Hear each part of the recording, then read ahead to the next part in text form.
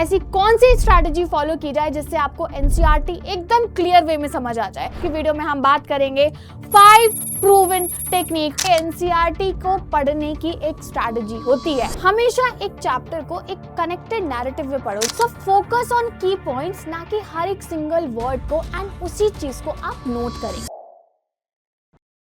सब बोलते हैं बोर्ड्स बहुत ज्यादा डिफिकल्ट होता है, एनसीईआरटी बड़ी बोरिंग होती है। Students, I would like to tell you one thing here today into this video is that NCERT सबके बस की बात नहीं है। पहली बात तो ये, सबको लगता है कि एनसीईआरटी बहुत ज्यादा कॉम्प्लिकेटेड है, और 9th 10th के स्टूडेंट्स जो अपनी लाइफ का एक नेक्स्ट स्टेज, जब आप 6 से 8th तक पढ़ते हैं, आपका स्टैंडर्ड बहुत अलग होता है, और जैसे ही आप 9th 10th में आते हैं बोर्ड्स का प्रेशर आ जाता है। उस बोर्ड के प्रेशर को कैसे आप अपने आप से टैकल कर सकते हैं, ऐसी कौन सी स्ट्रैटेजी फॉलो की जाए जिससे आपको एनसीईआरटी एकदम क्लियर वे में समझ आ जाए। तो आज के इस वीडियो से मैं आपकी ट्यूशन की फीस बचाने वाली हूं, मैं आपके 2 साल आगे के क्लियर करने वाली हूं अगर आप क्लास 9th में, और 1 साल पूरा क्लियर हो जाएगा अगर आप अभी क्लास 10th में आए हैं। So hi guys, welcome to our YouTube channel Skillsnap learning, and आज की वीडियो में हम बात करेंगे 5 proven technique for the students जिनको ये समझने की जरूरत है कि भाई एनसीईआरटी को पढ़ने की एक स्ट्रैटेजी होती है। आपको सीबीएसई बोर्ड ने एनसीईआरटी की बुक्स जो है वो प्रिस्क्राइब की हैं। अब एनसीईआरटी की बुक्स में कंपटीशन की प्रिपरेशन भी भाई उन्हीं की बुक से होती है, सब कुछ होता है। अभी आप 9th 10th से हैं, शायद आप किसी कंपटीशन की तैयारी नहीं कर रहे हो, लेकिन एनसीईआरटी में इतने सारे इंसाइट होते हैं कि अगर आपने अभी ठीक से पढ़ा तो आगे जाके आपको इन बुक्स को रिपीट नहीं करना होगा। So let's talk about what are those strategies जिनके थ्रू आप एकदम कॉन्सेप्ट क्लियर करके चलेंगे, ना तो आपको कोई एक्स्ट्रा ट्यूशन लगेगा, ना ही आपको कहीं भटकने की जरूरत है। फर्स्ट ऑफ ऑल एक चीज बता देती हूँ, एनसीईआरटी अगर आप ऐसा किताब पढ़ते हो ना कि भैया ये चीज दी गई है, मुझे इसको एक सर्टेन वे में पढ़ना है, आप कभी भी अच्छा नहीं कर पाओगे। हमेशा उसको स्टोरी फॉर्मेट में पढ़ो। एक चीज, जैसे कि मैं जो है वो सोशल साइंस की टीचर हूँ, ठीक है, मैं खुद सीबीएसई बोर्ड की स्टूडेंट रही हूँ, एंड मैंने खुद अपना 10th 12th सीबीएसई बोर्ड से ही किया है।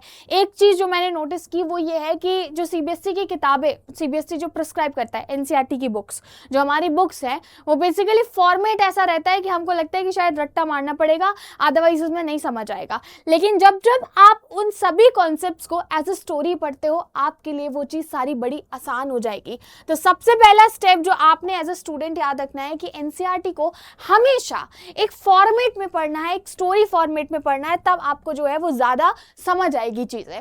हमेशा याद रखो कि किसी भी चीज को आपको जो है वो समझना पहले है, बाद में रट्टा मारना है। एक बार समझ लिया, देखो मुझे ऐसा लगता है कि रट्टा मारना पड़ता है कुछ सब्जेक्ट्स में, मैं मानती हूँ, क्योंकि मैं सोशल साइंस पढ़ाती हूँ, सोशल साइंस में बड़ी थ्योरी होती है, लेकिन अगर समझ आ जाए तो वो रट्टा जैसा नहीं लगता। इट्स जस्ट लाइक दैट कि आप अपने ब्रेन को ट्रेन करते हो कि वो एक स्ट्रक्चर्ड वे में आगे तैयारी करे। तो हमेशा याद करो कॉन्सेप्ट को अच्छे से समझना है। अच्छा, आप क्लास 9th में या 10th में कोई भी अपनी सोशल साइंस का, मैथ्स का, साइंस का कोई एक टॉपिक बताओ कॉमेंट सेक्शन में, ठीक है, जो आपको बहुत ज्यादा डिफिकल्ट लगता है या बोरिंग लगता है। What I will be doing is that कि नेक्स्ट वीडियो में मैं उसी टॉपिक को स्टोरी में कैसे करना है वो कवर करूंगी। जैसे सोशल साइंस का बता देती हूँ। अभी देखो क्लास 9th का अपना सिलेबस चेंज हुआ है, 10th का हम उठाते हैं नेशनलिज्म इन यूरोप, ठीक है, यूरोप में नेशनलिज्म कैसे हुआ उसके बारे में चैप्टर, या ले लेते हैं क्लास 10th में आपकी इकोनॉमिक्स में डेवलपमेंट करके है। अब देखो डेवलपमेंट अगर आप किताब से पढ़ने जाओगे तो बहुत सारी चीजें हैं, चलिए मैं आपसे वैसा नहीं बोलती हूँ। कमेंट सेक्शन में मुझे एक छोटी सी बात बताओ कि डेवलपमेंट आपके लिए क्या है, ठीक है। कोई भी चैप्टर जब स्टार्ट करते हो ना, ऐसे जो सोशल साइंस वाले आपके चैप्टर्स होते हैं वो थोड़े से थॉट प्रोवोकिंग होते हैं कि बच्चा ये समझ पाए कि उसका असल मतलब क्या है। तो अपने आप को इस कॉन्टेक्स्ट में देखो। जब मैं आपसे बोलूँ डेवलपमेंट क्या है, अच्छा ब्रांडेड कपड़े पहनना डेवलपमेंट है, ठीक है, महंगे शूज पहनना डेवलपमेंट है, बड़ा घर होना डेवलपमेंट है, या फिर अच्छी एजुकेशन होना डेवलपमेंट है। तो डेवलपमेंट असल क्या है, हुआ थॉट कहीं ना कहीं आपके दिमाग में आया होगा।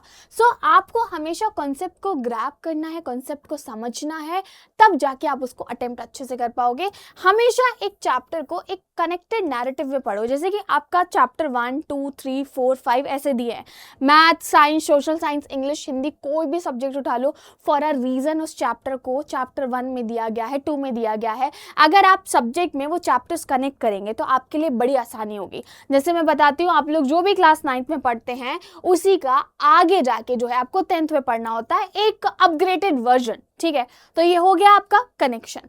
फिर है build curiosity and then revisit for detail. It's very important. एक बार अगर किसी कॉन्सेप्ट को लेकर के क्यूरोसिटी आ गई तो आपको रट्टा नहीं मारना है, और रट्टा नहीं मारना है तो इस चीज को समझने के लिए आप दोबारा रिकॉल करोगे, ठीक है, दोबारा उस कॉन्सेप्ट को समझोगे। This is what is important. तो पहली चीज जो हमने एनसीईआरटी में देखी, एनसीईआरटी को डिकोड करने के लिए क्या है कि एनसीईआरटी को हमें स्टोरी की तरह पढ़ना है, ना कि सिर्फ एक किताब की तरह। सेकंड जो है वो हमेशा कीवर्ड हाईलाइट करो। सारे स्टूडेंट्स को कीवर्ड हाईलाइट करना नहीं आता है, मैं आपको बता रही हूँ। हाइलाइटर उठाओ, आप जिस भी क्लास में पढ़ते हो अपनी एनसीईआरटी किताब उठाओ एंड उसमें आप देखिए कि आप क्या क्या चीजें नोट कर रहे हैं। आप पूरी किताब को रंगना नहीं है, जो चीज़ इंपॉर्टेंट है सिर्फ वो करनी है। एंड वो आप कैसे करेंगे, जैसे कि डेट्स है, ठीक है, सोशल साइंस में आपकी डेट्स होती है, इनफैक्ट साइंस में भी होती है डेट्स, आप उनको नोट कीजिए, ठीक है। डेफिनेशंस होती हैं, तो डेफिनेशन आपकी साइंस में, इनफैक्ट मैथमेटिक्स में भी आती हैं, ठीक है।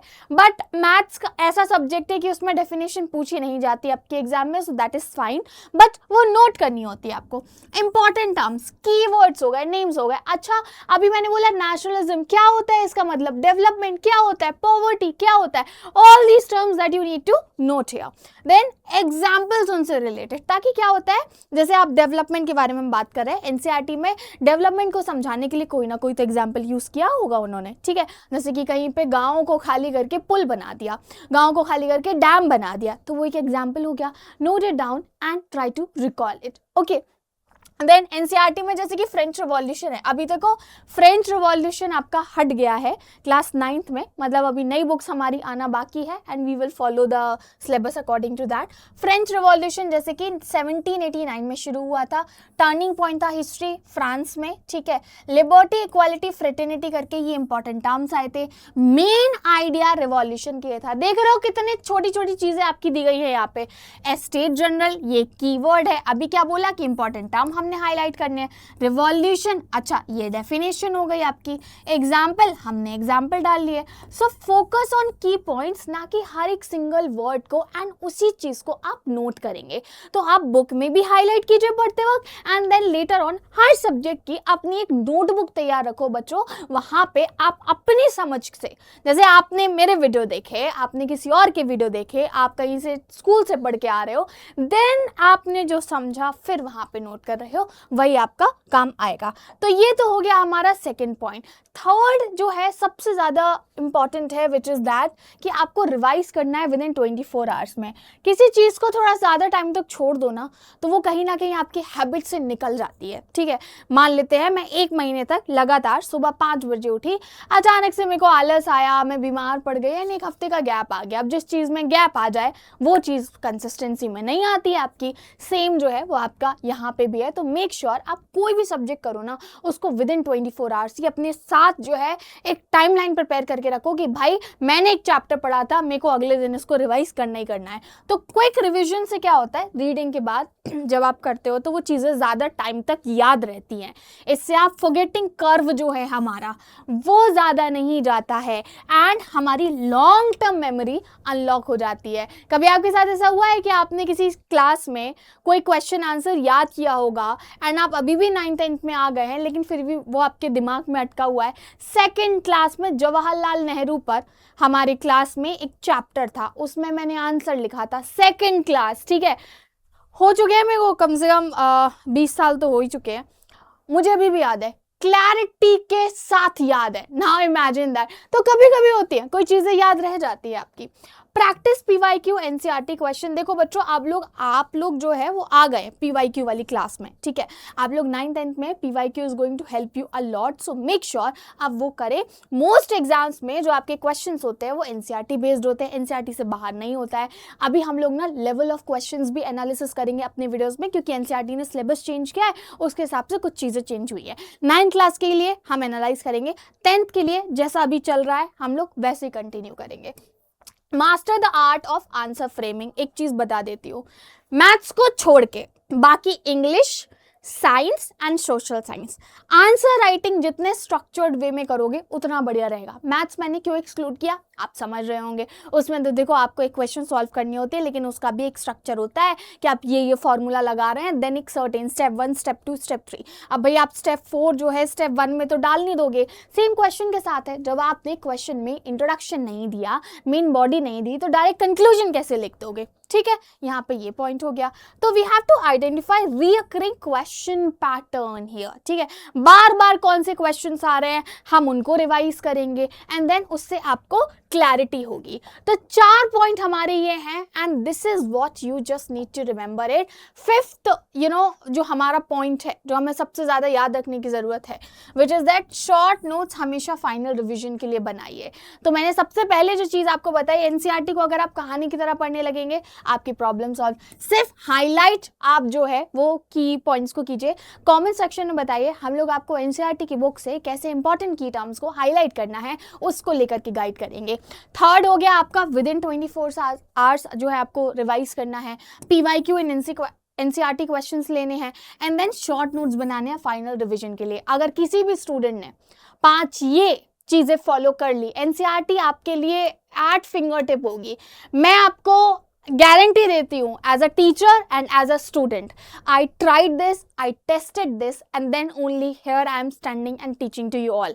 बिकॉज एनसीईआरटी एक ऐसी चीज है कि हर बार आप पढ़ोगे एंड हर बार आपको कुछ नया मिलेगा। There is lot to discover. Students देखते हैं सीधा सीधा चैप्टर, बॉक्सेस होते हैं, ग्लॉसरी होती है, इंपॉर्टेंट क्वेश्चंस होते हैं, क्रिटिकल थिंकिंग के लिए आपकी एक्सरसाइजेस दी होती है, वो सब हमें करनी होती है। तो कॉमेंट सेक्शन में बताइए अगर आप चाहते हैं कि हम ऐसे ही आपके लिए वीडियोज बनाएं and if you want us to guide you in your study preparation, then here we are at SkillSnap and we're gonna do that for you.